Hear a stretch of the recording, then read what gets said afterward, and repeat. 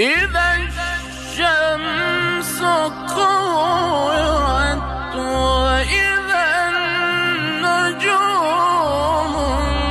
انكدرت وإذا الجبال سيرت وإذا